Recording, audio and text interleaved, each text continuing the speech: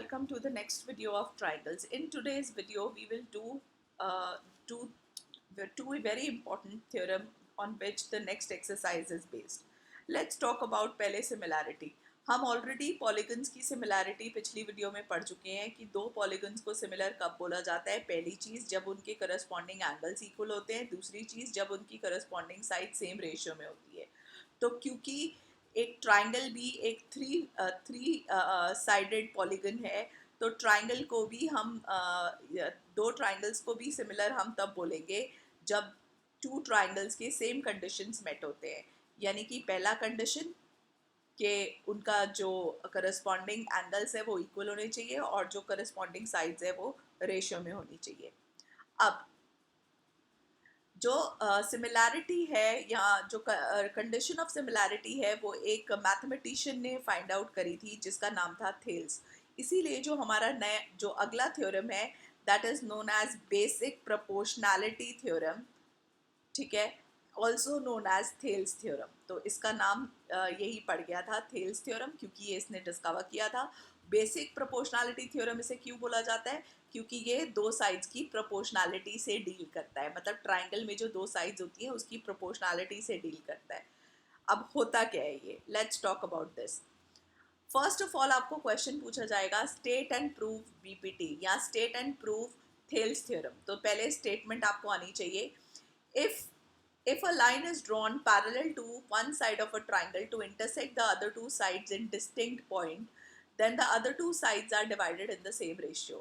Again इसे थोड़ा सा ध्यान से देखते हैं कि अगर मैं एक ट्राइंगल में एक लाइन ड्रॉ करूँ दूसरे के पैरेलल, यानी कि मुझे गिवन क्या दे दिया इन्होंने, गिवन पोर्शन हो गया क्वेश्चन के अंदर कि DE is parallel to BC, that is given to me.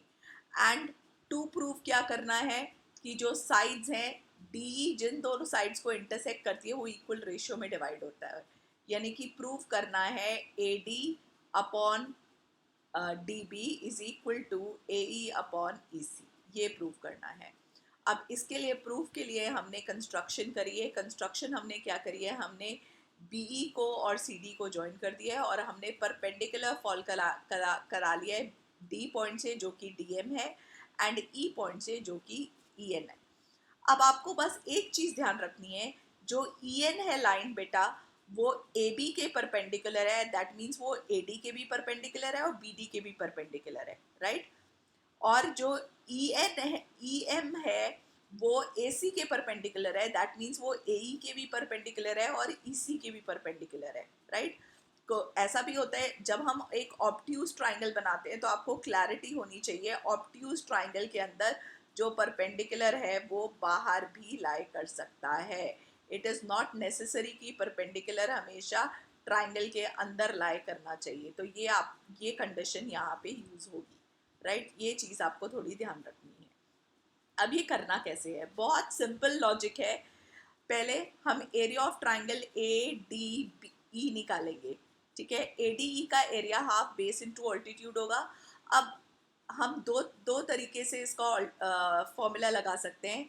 अगर मैंने बेस को ए डी कंसिडर किया है, चेक करो, अगर मैंने बेस को ए डी कंसिडर किया है तो ऑल्टीट्यूड ई एन हो जाएगा, right children.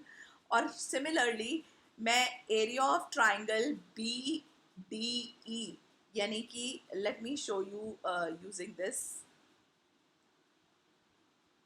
this is let me not take a highlighter, let me take this point. Have a look here, DEE, BDE. Okay, so अगर मैं BDE का एरिया देखना चाहूँ तो ये जो ट्राइंगल है इसका area again half D B base. अगर अब मैं बेस डी बी लूँगी क्योंकि मुझे ए डी के साथ डी बी चाहिए और ऑल्टीट्यूड ई एन ही हो जाएगा. वही सेम लॉजिक, बी डी और ए डी और ए बी का जो ऑल्टीट्यूड है दैट इज ई एन, तो ई एन. अब मैं इन दोनों इक्वेशंस को चेक करो डिवाइड कर देती हूँ. यानी कि ये एरिया की इक्वेशन और इस दोनों के इक्वेशन को डिवाइड कर देते हैं तो हाफ हाफ कैंसिल हो जाएगा, ई एन कैंसिल हो जाएगा. Area of A D E upon area of B D E, A D upon B D आ गया. ये आ गई मेरी पहली इक्वेशन. अब मेरी दूसरी इक्वेशन कैसे आएगी? अब अगर अगेन मैं एरिया लूं ए डी ई का, जिसको मैं हाफ, अब ये साइड ले लूं, हाफ ए ई इंटू डी एम, सो एक ये आ गई, राइट। एक दूसरा ट्राइंगल ले लूं डी ई सी ई, राइट। अगर मैं ये ट्राइंगल कंसिडर कर लूं तो now area will be half E C into D M, right. थोड़ा सा दोबारा समझाती हूँ,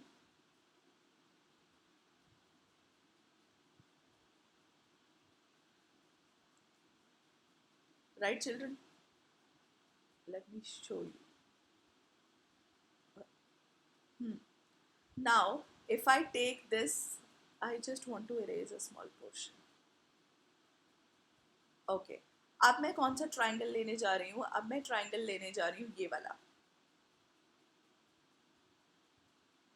DE और C।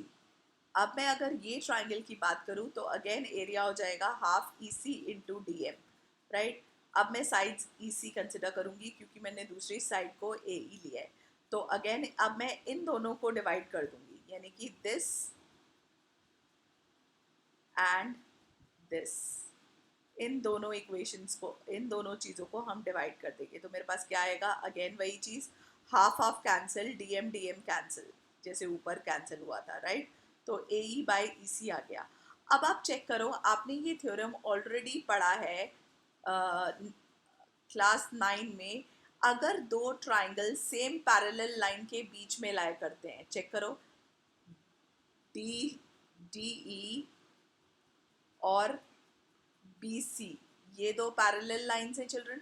और ये जो दो ट्राइंगल हैं जो कि मैंने पहले लिए थे, बी डी ई एक ट्राइंगल, और दूसरा ट्राइंगल जो मैंने लिया था डी सी ई, ये ट्राइंगल। तो ये जो दोनों ट्राइंगल है ये येलो पैरेलल लाइन के बीच में लाई करते हैं। तो इसका मतलब this area and this area is equal, right. So check करो, थोड़ा सा मैं छोटा कर देती हूँ इसको समझाने के लिए आपको, और मुझे इसे मूव भी करना पड़ेगा। सो कैन आई से, let me increase, now look here, can I say area of triangle BDE and DCE are same as they are between same parallel lines? So check करो, इक्वेशन नंबर 1 और 2, अगर मैं अब equation number 1 और 2 लूँ, okay, let me just move this.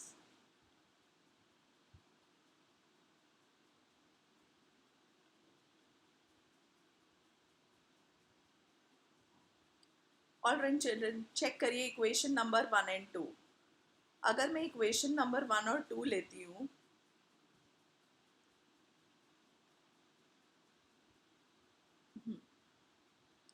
Equation number 1 and 2 लेती हूँ तो मेरे पास क्या आ जाएगा? ये वाला साइड और ये वाला साइड सेम हो गया। क्यों? क्योंकि न्यूमरेटर न्यूमरेटर से मैच करता था, और डी बी ई और डी ई सी एक दूसरे से मैच कर दिया। तो कैन आई से if for a equation L H S अगर सेम होती है तो आर एच एस अपने आप इक्वल हो जाता है। तो can I say this implies in the next page A D upon B D is equal to A E upon E C, hence proved. यही था ना बीपीटी थ्योरम, दैट अगर आपके साइड्स रेशियो में है, अगर आपके साइड्स रेशियो में है तो हम बोल सकते हैं कि जो दो साइड्स हैं, जो जो जो भी साइड है जो पहली दो साइड्स को डिवाइड कर रही है वो इक्वल रेशियो में होगी। So A D by B D is equal to A E by E C. अब मुझे आपको एक और चीज़ यहाँ समझानी है।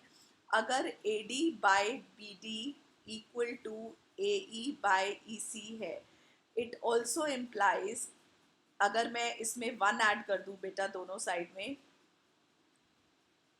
A E upon E C plus 1, तो चेक करिए क्या आएगा, A D plus B D upon B D is equal to A E plus E C upon E C, right. तो मेरे पास A B upon B D is equal to A C upon E C भी आ जाएगा। तो मतलब मैं कैसे भी साइज रेशियो में लिख सकती हूँ।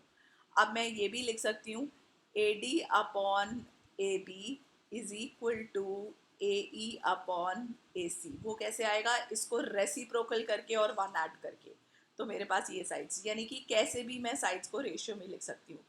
ये दिस अपॉन दिस, छोटे अपॉन छोटे साइड्स, या एक छोटा अपॉन बड़ा साइज। बस आपको ये ध्यान रखना है कि आप रेशियोज दोनों साइड बराबर ले रहे हो। अगर A D by B D लिख रहे हो तो दूसरी साइड ए ई बाई ए सी लिखा जाएगा। अगर A D by A B लिख रहे हो तो दूसरी साइड ए ई बाई ए सी लिखा जाएगा। अगर B D upon A B लिख रहे हो तो दूसरी side E C upon A सी लिखा जाएगा। That is your basic proportionality theorem. Okay, this is what is explained here. Now I also want you to show what is the converse of BPT. Converse of BPT states that if a line divides any two sides of a triangle in the same ratio, then it is a parallel line. मतलब अगर ये ratio same है, यानी कि अगर AD by D B equal है A E bye ई सी के। सो ये हमारा अगर हमें गिवन है तो हमें टू प्रूफ क्या करना है, प्रूफ करना है कि D E is parallel to B C. और इसके लिए मैंने क्या कंस्ट्रक्शन किया, मैंने एक कंस्ट्रक्शन कर दिया कि मैंने डी ई डैश को पैरेलल बना दिया है बी सी के। तो चेक करो, अगर डी ई डैश पैरेलल है बी सी के, तो can I say by using BPT theorem, जो बेसिक प्रोपोर्शनैलिटी थ्योरम है, can I say by using BPT I can say A D by B D is equal to A E by E C, sorry, A D by B D is equal to A E dash upon E dash E C. This is my first equation. अब check करो, ये चीज़ जो है ये मुझे already given थी, right? या आप इसको फर्स्ट मान लो, इसको सेकंड मान लो, rather than taking उल्टा, right? So this was already given to us, इसको फर्स्ट इक्वेशन, और यहाँ पे मैंने बीपीटी लगा लिया, ये सेकंड इक्वेशन। अगर मैं इन दोनों को 1 and 2 को इक्वेट करूँ, चेक करो, इक्वेटिंग 1 and 2, मेरे पास क्या आ जाएगा, मेरे पास आ जाएगा ना, ये दोनों साइड्स इक्वल है ही, तो can I say A E upon E C is equal to A E dash upon E C dash, right? तो मेरे पास ये आ गया। अब जैसे ही मेरे पास ये आ गया, चेक करो, ए जो है वो फिक्स्ड है, ए ई अपॉन सी भी फिक्स्ड है, तो डोंट यू थिंक जो ई डैश और ई है वो कोइंसाइड करेंगे? और अगर ई डैश और ई डैश और ई कोइंसाइड करेंगे, सो दिस इम्प्लाइज, हमने क्या लिया था कि D E dash is parallel to B C, ये हम मान के चले थे, कंस्ट्रक्शन किया था। सो can I say therefore D E is also parallel to B C, right? क्योंकि हमने बोल दिया कि ई और ई डैश जो है they are coinciding each other, e and e dash are coinciding each other, that is why the 2 points are same. So मैंने e dash की जगह, मैं e dash की जगह इधर, मैंने e dash की जगह e को लिख दिया है, so hence proved. So this is my converse of BPT. तो converse of BPT, इसे कन्वर्स क्यों कहते हैं बीपीटी का या थेल्स थ्योरम का? क्योंकि इसमें उल्टा हो गया है, जो बीपीटी में प्रूफ करना था वो गिवन हो गया है, जो गिवन था वो प्रूफ हो गया है, that is why it is known as converse. Converse मतलब ऑपोजिट, ठीक है? ये थे आपके दो थ्योरम्स, दैट इज ऑल। इस थ्योरम की एप्लीकेशन हम नेक्स्ट वीडियो में करेंगे। अगर आपको थ्योरम के बारे में कोई डाउट है तो आप ज़रूर मुझे कमेंट्स में बताइए, I will definitely reply back.